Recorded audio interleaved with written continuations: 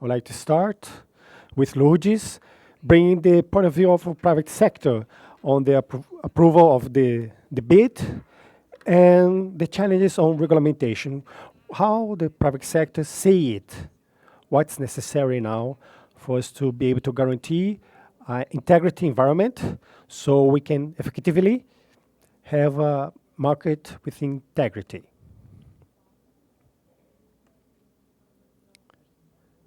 Guys hear me?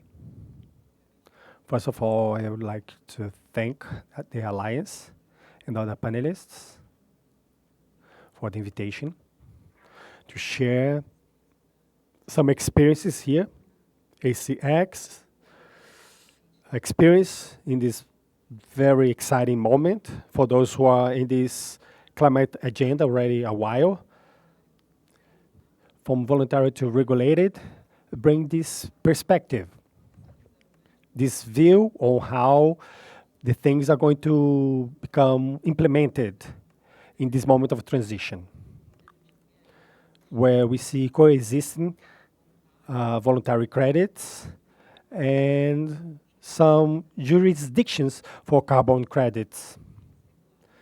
Some carbon credits starting being regulated in Brazil with our bid, our celebrated law, and all the challenges it's going to bring with it. ACX, it's a carbon market, and its main goal is to bring technology solutions that can bring more celerity to these operations, reducing costs of these transactions.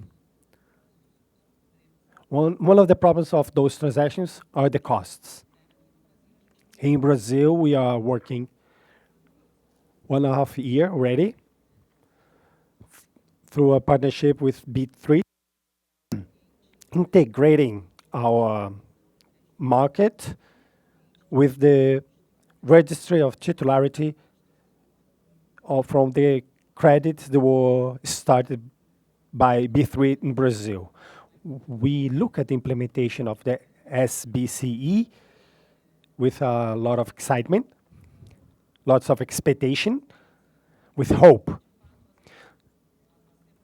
So those demands can be solved with more transparency. We see today a market suffering, the voluntary market is suffering with the volume of the operations. And today we have some difficulties bring this demand in a more concrete way. So we can make possible this flow of investment for the projects in environment in Brazil. We see from this point of view, from this perspective, the implementation of the SBCE, the registry for carbon credit, how those technologies are going to be implemented, how the offsets are going to be, what percentage is going to be, what kind of projects are going to be elected on this environment. And we should not forget the Article 56 that treats about the volume of demand of the insurance companies for carbon credits. In parallel, other assets being developed in the Brazilian market, SIGOBs and SAFs and other instruments for carbon credits. That's the way we see our role, trying to contribute with clarity and transparency for the market, bringing gain in speed of transactions on those operations. Thank you, Lourdes. Our expectative here is to find this norm environment so we can implement this transformation agenda in financial assets with solidity. And the role of the market and the federal government should establish this environment. And Fabio, I would like to invite Fabio, representing this company, public-private company, that is responsible for the environmental assets, how the state establishing this normative environment to guarantee the integrity of the credits. Good afternoon. Thank you, Julie. I'd like to thank in name of the state of Pará for the invitation to be part of this debate. The state of Pará is proud to be part of that. Register here. Thanks of Ricardo being part of the Alliance for the support. And the executive board is in sync with the course of University of Carbon, and is very fruitful.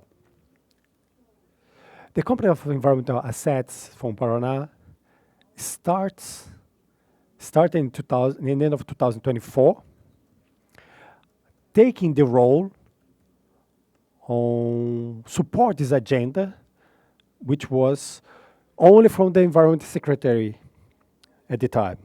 We are connected to the development of the jurisdiction of those assets,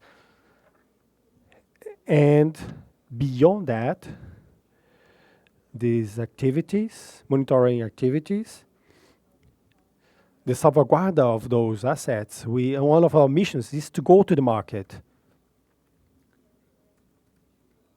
to scale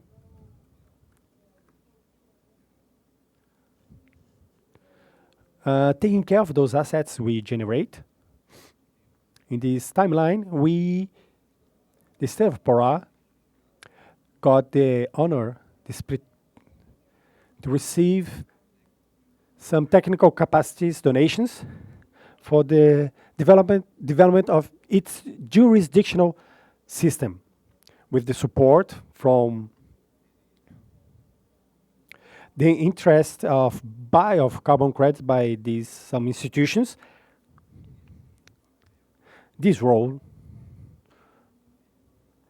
bringing to the market this effort for development in the jurisdiction of carbon credits with integrity, is what the company is going to focus on the next months. Bringing to the market the way we are developing this jurisdiction. For sure, having communitary participation, quilombos, traditional communities, indigenous population, and small farmers, demonstrating that the company, at the same time, has the entrepreneurial bias and also public policies. Once the whole revenue created by carbon credits sales coming from forests is destined majorly to the distribution to benefits for those communities. That's a challenge that ACAP is taking on, but is bringing great satisfaction to us who is taking part on this project. Thank you, Fagner. So the explanation that the state has competencies on the Environment Secretary connected with safeguard and the mechanism for public policies to fighting deforestation and the forest fires, and the company itself, which is innovation for this environment, making possible the commercialization of carbon credits. On the same segue, on the necessity to establish this legal environment for carbon credit, I would like to invite Renata Coutinho, bringing her competencies of CONAHED in the same way is defined on CBC. Good afternoon. I'm testing here if it is hard to speak and hear ourselves at the same time. Thank you for the invitation. It's an honor being here with Marcello, Fagner, Lourdes. I was able to follow the work at Pará and Tocantins as well. So we have a history to share with you. I'm happy to be here. The National Commission for HED Plus, is in the sphere of the policies for fires on this extraordinary secretary for control of deforestation. In this movement, the law 15,042 brought, bringing the authority designated for the Article 6 is to restructure the Ministry of Environment to have more power, more drive on this agenda, to accelerate the things in the level they need to be accelerated. As we all know, to make this wheel turn in the public service, it takes time. Understand there is some expectation in the environment. Ministry of Environment is restructuring itself to make everything flow better. It's important to mention that not only the Ministry of Finance is also working on the SBCE, and MMA is also restructuring itself. So HEDGE is going to be allocated on the Secretary of Climate Change to sync that with Article 6. This movement is already happening. It's important for the society to know it as being part of this process, and this has to happen very soon. And going back to CONAHED has the representation of 10 ministers, have representatives from the civil society, some traditional communities and indigenous communities. So it's very representative space that we want to create with participation of civil society and different representations in this great scope that we have to create to establish for the national strategy for HED Plus. Since 2023, it's important to remember that CONAHED is becoming 10 years this year, and since 2023, we put in place 3 work groups: safeguard, share of benefits, and out management. Along this decade of work, it's important to understand the Ministry of Environment established a strategy of HED Plus in 2016. We need to update because in these last 10 years, a lot happened in this way, and we need to reflect on our national strategy on this front, bringing new competencies for CONAHED. In these 10 years of work, the Ministry of Environment also submitted through the CONAHED 4 levels of reference. How can we measure how Brazil is reducing its deforestation? We're able to move forward in these levels of forestal emissions. We conclude the Amazonia forest, and now included the Brazilian savanna. And the last reference, we included all the Brazilian biomas. And this is a big step forward and for the society as a whole. And we were able as well, through this reference, to demonstrate more than 9 billion of CO2 tons that we were able to reduce since 2006 and 2020 through Amazonia and Brazilian savanna. With this framework of work we established in these last 10 years, were able to gather more than 1.5 million and 900 millions for the project Plus Forest, supporting many states, with the green funds for climate. So we were able to gather lots of funds throughout our results. And today, CONAHED being eligibility to the Brazilian index. All this decade that work we have was able to enable the states to do also the gathering of integrity and safeguard of those credits.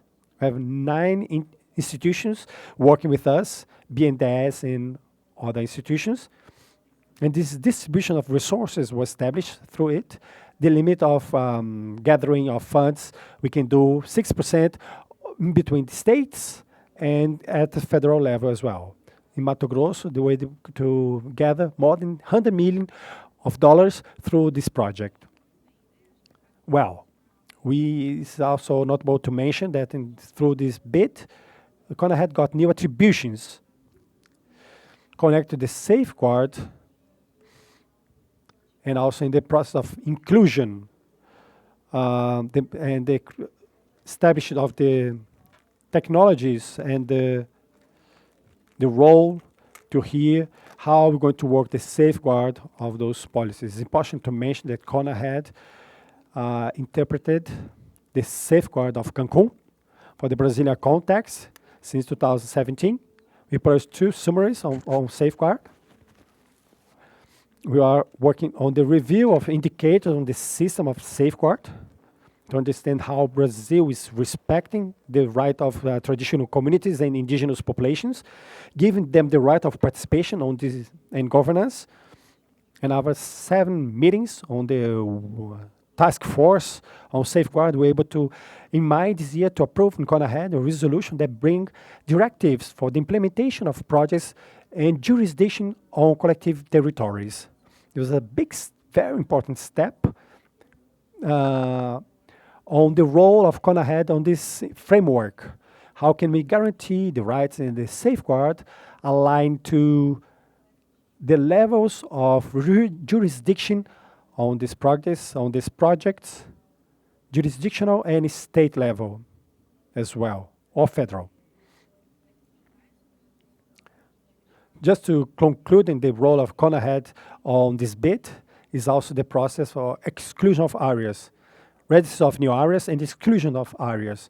CONAHED has a very important role to receive from the institutions that want to develop private projects and exclude them for jurisdiction. They can relate that to CONAHED. This is our priority now, which would be do the regulation of the exclusion of those areas. What should be the documentation for us to guarantee the integrity on this request for exclusion? That can be very difficult in judicial way, and that's where we are concentrating now to move forward on the regulation of this whole process. I would like to conclude now, and then we can talk more about it later. Thank you, Roberta. You were talking about the important approach of the country in the policies in the environmental level and the RED and the requirements in the state, right? And the state of Acre was a pioneer. Even before the requirements, they already had established contracts and agreements with the German bank to implement some programs in the state of Mato Grosso in 2017. Also, most of the states of legal Amazon, they are eligible. This way we can understand that Brazil actually has this agenda of carbon credit and carbon market that is consolidated in the public policy environment and in the private sector. We have initiatives that are valuable and they contribute to the territory. We are able to identify the results in the territory beyond conservation and areas preservation, but also to implement actions that foster the bioeconomy. And bioeconomy is attached to cultural appreciation and appreciation of the people. This is about the live territories. It's the way of their lives being aligned with all the other things happening. And each territory is different when we talk about the Amazon region. Brazil is going toward the green growth with public policies, with states that are well advanced in this process.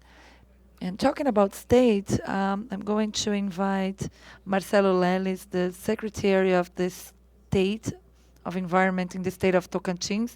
He's going to be talking about the advancements and the progresses that the state is having. Good afternoon. I would like to thank Aliança. Thank you for the invitation. You are a friend for us. You were also a secretary. You are very competent. And also, I would like to greet my colleagues in the panel. I also would like to talk about a very good partner we have, Geonoma. Bruno is here, Geonoma's team is here. They have been working with the state of Tocantins, building everything that we are building there. Also, I would like to greet Maia, the president of ABEMA, and all of you present. I actually have a presentation now. Can I stand up? Yeah, sure.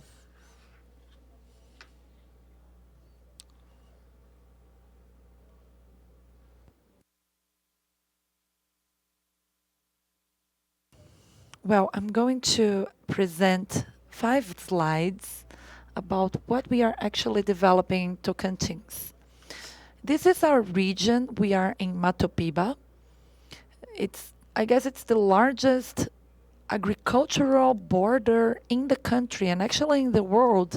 So it covers Bahia and other states. Here we have the information about the territory, population, the biomes that we have, such as Cerrado. But this slide is actually showing the development of a reasoning. Let's put it this way. Tocantins economy and the GDP comes from the agribusiness. When we developed the jurisdictional program in the state, when we made this decision, we imagined that what is actually happening today, we already knew, which is the empowerment of environmental policy. And the environmental policy is equal to the agribusiness, to the GDP. The balance that the jurisdictional RED provides is what I would like to highlight here in this first slide. Of course, RED, we don't want to stop the development of the state or stop the agribusiness from developing. We actually want to balance that. We want the agribusiness to dialogue with us towards the sustainable development. How did we make this decision then? Fagner is responsible for the company. In Tocantins, we have a private and public company. Topar opened a public notice, and the public notice was presented to the world. We said to the world that we had a well-developed project and we were looking for partners. 3 world companies presented themselves, and Mercuria from Switzerland actually was the winner of this public notice. In 2023, we went to Geneva, and the agreement was signed. And it established a purchase agreement from Mercuria, and naturally we need to certify the credits, which is the purchase agreement scope. And also we have a picture there. You can see Mary was in Baku when Tocantins sanctioned the registration document. So these are important highlights of this journey. Now I'm going to talk about the jurisdictional. I'm going to defend that, but I'm not going to defend that against the private projects. I think we need to coexist. We need to grow together. A private project in a territory that is strengthened by a jurisdictional project is more valuable than a private project that doesn't have a policy established. In Tocantins, we have a lot of departments involved, FUNAI, TC, MPE, the prosecutor's office. Every single one are participating in this process. This slide shows that to you. The journey before the certification, it's complex, live, and transformative. This is real. This is a fantastic journey. And the complexity of a jurisdictional project is is high, and now we see the workshops we conducted. We conducted 52 workshops with traditional populations, indigenous populations, quilombolas, and communities. We have 6 workshops with the agribusiness, because agribusiness participation is important in all stages of the project. We conducted 5 workshops, and we have another one in the future. And also the government should be is involved on that, because the original and traditional populations, they need to be there, and the government and the agribusiness. So all of them together. So we talk about who will be impacted by this program.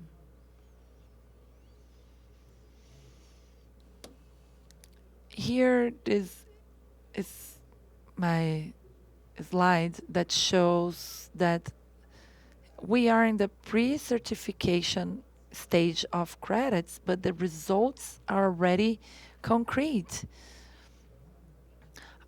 I, if you can please, if you can access our panel, CIGMA sigma.gov.br. It's an amazing platform, because management is data, right? You can only manage through data. Sigma is a very modern platform.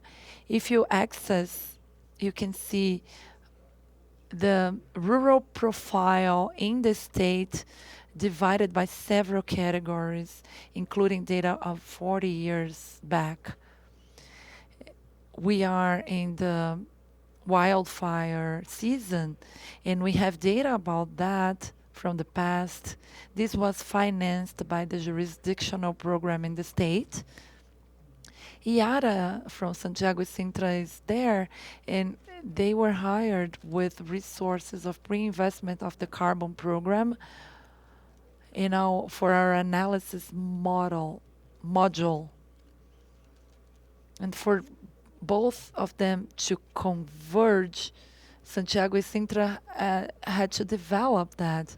We are finishing this project now, and we're going to take a leap on the car analysis in Brazil soon. The calculations of RAD, MRV, you know what I'm talking about here, but we needed to have this organized. And the protagonism is so important to the state. This was in the Climate Week. This was in the Natural History Museum in London. And Brazil was a protagonist of this event held in London. And most of the leaders and authorities, they were attending the event.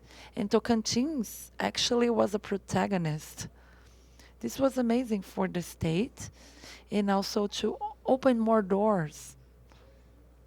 For example, now we are establishing a new project in a state park.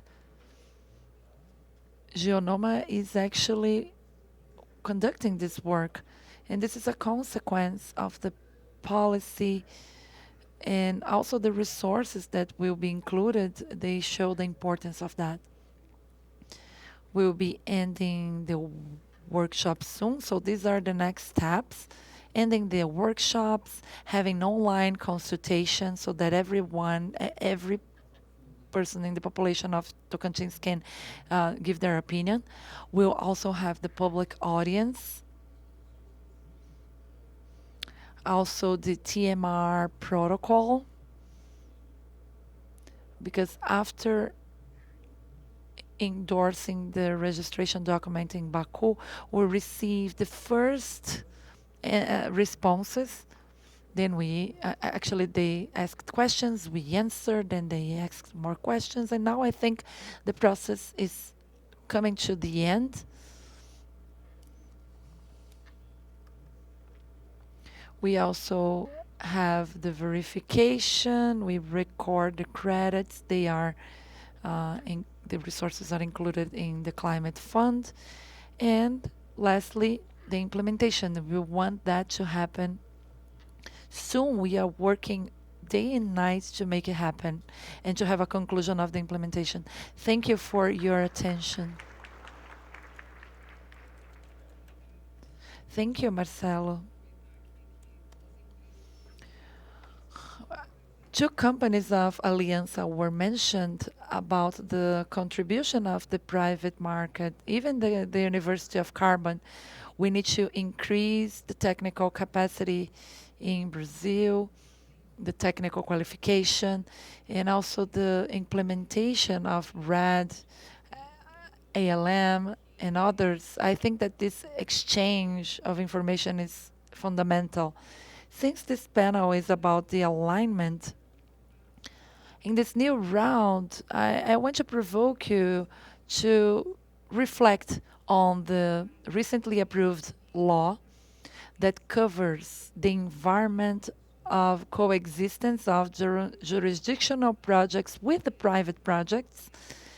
And I would like to start with Roberta. What is essential? How can the federal government implement the law and to have this alignment? We know that the frameworks and the guidelines for that, they will come with the regulation process, but in your perspective, what is fundamental in this process? Thank you for the question. Considering the responsibilities of CONARED, it's important to talk on behalf of CONARED because the law already covers the titularity, and this should be aligned. And the law highlights consultation, informed consultation. So including and guaranteeing this in the process is important. We have a good definition of what would be a local level of a project or a jurisdictional level of a project, considering the public policies. This is different because when you mention that, the need of people to understand better some concepts, we are going through this process of qualifying in all levels of the society because everyone should understand what is a local project and what is a jurisdictional program as a public policy. And what is important for safeguards is that the 75% of the RED projects, they should be directed to the populations in the forests. And beyond that, the guidelines that will be launched by CONARED soon, and we hope that this happens in the near future, the mechanisms for resolution of complaints should be a process as well. How do you provide technical support at different levels? This should be a continuous process. And excluding the areas, this is a topic because the law brings a very specific role for CONARED. Currently, we are not responsible for an alignment process, but a manager of SPCR would have a project that is alignment to the strategy, and eventually they would participate in a regulated market. They could be a CRVE in SPCE. This is a process that is evolving and should be debated in the regulation process. I guess people from Fazenda, the Department of Economy, and they will be here tomorrow. We have a specific work group for SBCE. We also have a group to understand how they are related. So how the forest carbon will be part of SPCE or how this is going to happen. This process has been intensely discussed in MMA and SBC, but we are concerned with the journey of 10 years, because the the the states, they were able to raise funds, and Brazil was always respected in the environmental process because everything we did was in a participative manner. We have monitoring data and systems that were implemented along the years. And to guarantee integrity for safeguards and measurement, we need to have reliable data. Much of the requirements to guarantee the environmental process is what we have been integrating, the measurement aspects as well. We want to have quality and transparency to avoid double accountability with the projects, and the goals are in common because we want to mitigate deforestation, mitigate the climate change, and we want that the projects at different levels and the initiatives, they have an impact to our bigger goal. Thank you, Roberta. Fagner. Pará is moving forward on the law for this jurisdiction. How to establish this dialogue with private sector, thinking on this alignment. The bid of law, this bid for the jurisdiction of Pará is going through the CLPIs. Have a long way until this law get to the House of Representatives. But Pará is working his leadership with IETA, and IETA is coordinated this interaction with the private developers, looking for converging criteria for this alignment. One of the controversies we have on this alignment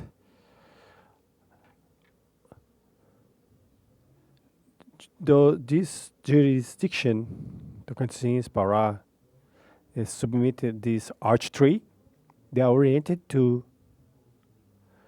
have conservatory metrics, its track record, and we try to take this being conservative to the private sector because it's necessary that these projects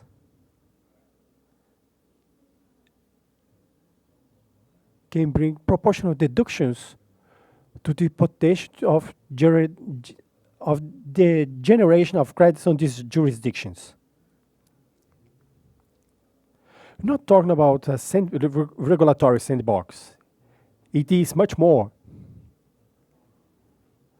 Our understanding to try to build this regulament with some developers. Interesting here is that we, being a state company, we feel the pain of the policymaker, and we understand as well the necessity to be more effective in a private way. In some point, a CAP is going to be developed through projects.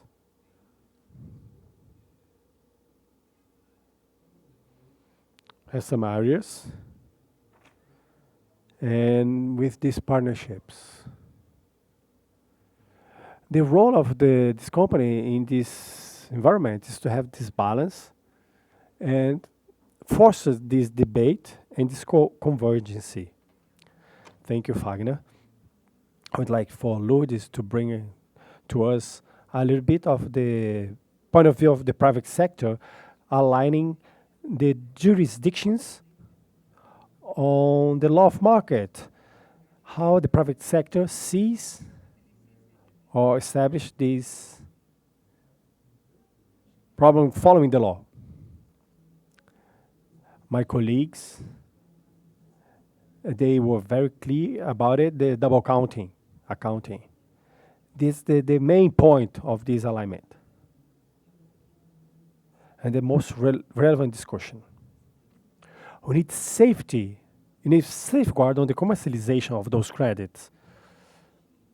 A point of view of ACX, we have the technologies, we have some functionalities on this platform that try to connect to these regulated environments.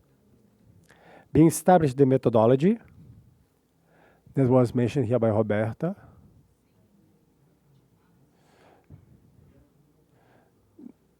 Making this accountability in the correct way, accountability, this makes possible for the commercialization of those credits on the platform, on ACX platform. But we have the same concerns on the alignment and jurisdiction. And it concerns me the alignment of those policies on credits. We feel this pain, seeing so many beautiful projects, so many beautiful initiatives being built with so much effort along so many years. And when this comes the moment for us to sell carbon credits, or even before, be able to make agreements with off-takers, we are not able to sell those credits or selling them by the value they deserve, by what they are worth it, by their worth. And this would be my main complaint.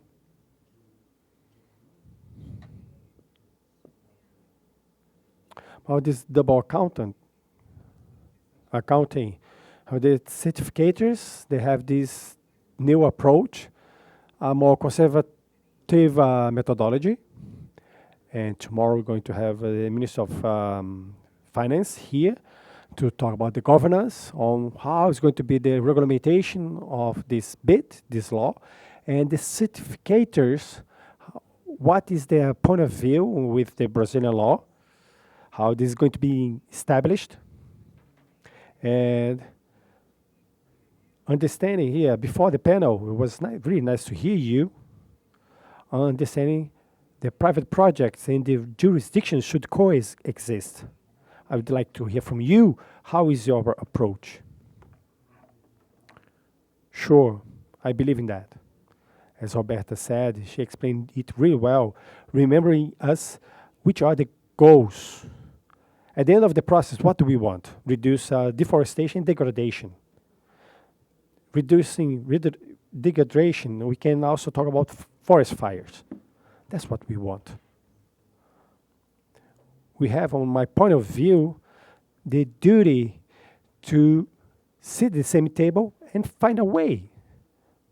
Find this point where we converge to align our needs. Developers, producers, certificators, community, everybody should sit at the same table. That's the point. We have some interesting things happening now in Tocantins. And the pandemic helped the technology to move forward.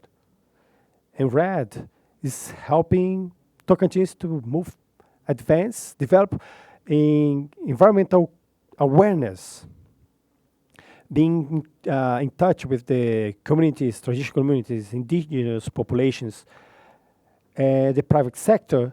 We have opportunities for everybody. And we have many people looking to develop their projects in Tocantins, and they can go to the Environment Secretary because that's the touching point. Knowing that, we all get stronger. We can do this work together. And that's the spirit. Everybody at the same table, working together.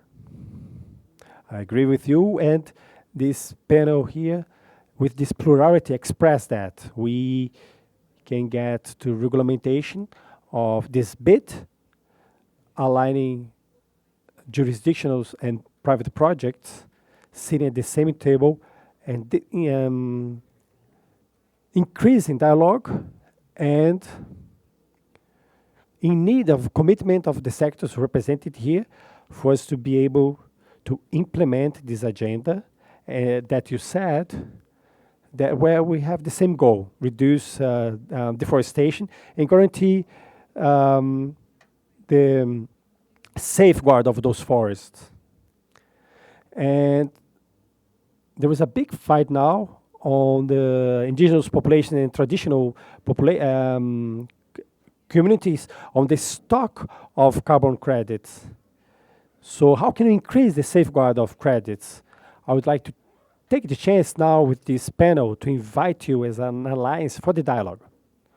When we can see the same table, private sector, federal government, state government, the representation for indigenous people and traditional communities, and all of us from our point of view, representing our sectors, we have a very important role in this process. I would like to open these our final moments for some questions, and I would like to ask for the help of our production so we can address the Q&A. Have a Q&A now.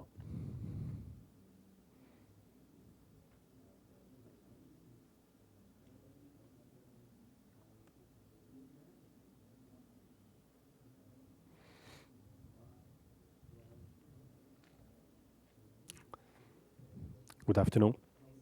I'd like to ask Mr. Secretary Marcello Lelis.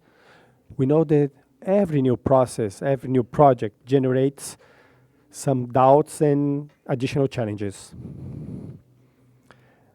We learn with this in this journey. On your experience of RED in Tocantins, which is different than Mato Grosso and Pará, which were the main challenges and the mistakes you could share with us? So we can learn from it and not go through the same mistakes. Thank you. Failures. We did wrong communication. We went deep in the jurisdictional and legal aspects, and we forgot on communication. When we went after the communication, there was already a factor of fake news among the producers and farmers of Tocantins. And was built a narrative that we are trying to deconstruct this fake news, this narrative that was built. So first of all, we didn't finish the process now. We are very close to this certification. We are going to have that very soon. Until now, our biggest mistake was not to give the necessary attention to the communication from the beginning of the process. This is the main problem. And the main challenge is naturally to congregate the interests of every actor, the productive sector, traditional communities, small farmers, indigenous population, make the government as a whole, not only the Secretary of Environment, the government as a whole to move in this environment with different narratives, where we have a war of narratives by different interests, different proxies, people building narratives against the project. We have to deconstruct that all the time. That's the main challenge, to conciliate those interests. And my tip would be, pay attention to the communication since the beginning. Being a very interesting question, some panelists here want to complement this answer. First, communication. We are facing a mishmash of information here. Mishmash, CRE, is a soup of acronyms where everything is very hard to understand. So that's the necessity to do the right technical training of expertise, have the right translation of these acronyms, and understanding it is a big challenge. I would like to open here for the other panelists to answer as well. It was a great answer. The challenge of communication in this agenda, yes, is a lettuce soup. This process of training, of building expertise inside the government and on the same segue, it's very important to keep a line of dialogue open with different sectors, governance, CONRAD, it work in task forces, but it's open. It's important to have this open dialogue with CBS, the states. We'd like to reinforce the MMA is open to support this process of communication. When you think that we start understanding the agenda of RAD, the law comes and changes everything. You have to reinterpret the law and rebuild and adjust to the new parameters. In this sense, it's important to mention that we are making this movement with the states to improve our communication, to bring the understanding to everybody. In August, we're going to have a conference in Brasilia with all states from Legal Amazonia to discuss all concepts, what are we interpreting from the law, how we as a Ministry of Environment understand that. I would like to mention now the Ministry of Environment is with you to support in this communication that's very challenging, not only for the states, but also for the ministry. Let's talk about this success as well. I'm going to talk one success and one failure. There's not a recipe. Marcello have success in many points, but community engagement was a win on the qualifications, which brought a very happy climate for the CLPs, CLPIs. They are being solicited. We would like to have one more here. Those who go to Pará at the COP.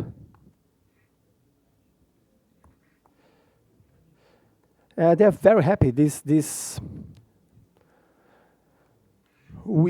were very fruitful. They were very successful. And about failures, we'd like to bring to the debate this whole complexity that the theme brings.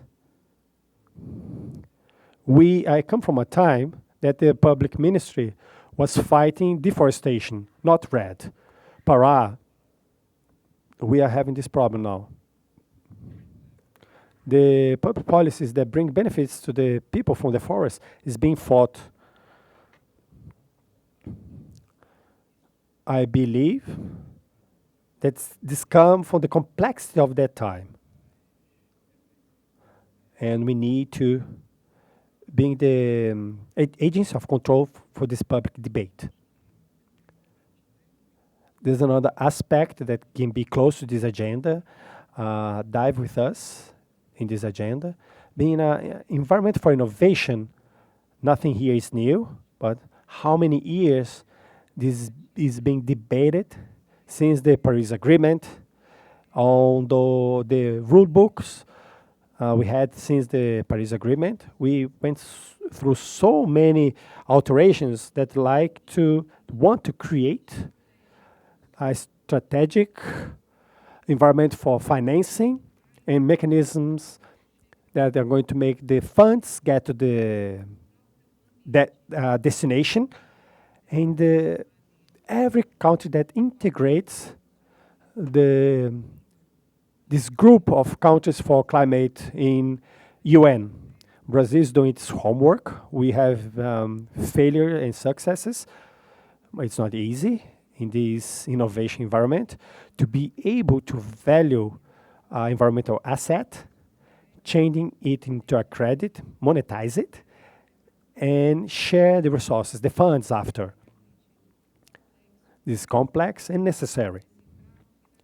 And to conclude our panel, I would like to share that the understanding of why we're doing that, why we created RED, that's to guarantee the protection and conservation of forests. And with that, the social environmental development. I said here in the opening of this conference, and I repeat myself again now, that's the necessity to implement projects that can reflect some economic and social development on the territory, on the land. My view from the Amazonia, I'm son of a father that lost his sight extracting rubber, and that's the history of my life. Being able to build in these territories this discussion to the forest for those who need it. Not only policy making on the projects that are more focused on the daily life of those people. Having the communities assuming their role, their leadership, fostering funds, selecting projects, so we can gather efforts to be part of this green agenda and have environment of integrity facing the challenges we have in different sectors. Thank you. It was a great panel with great contributions with different point of views. Thank you very much.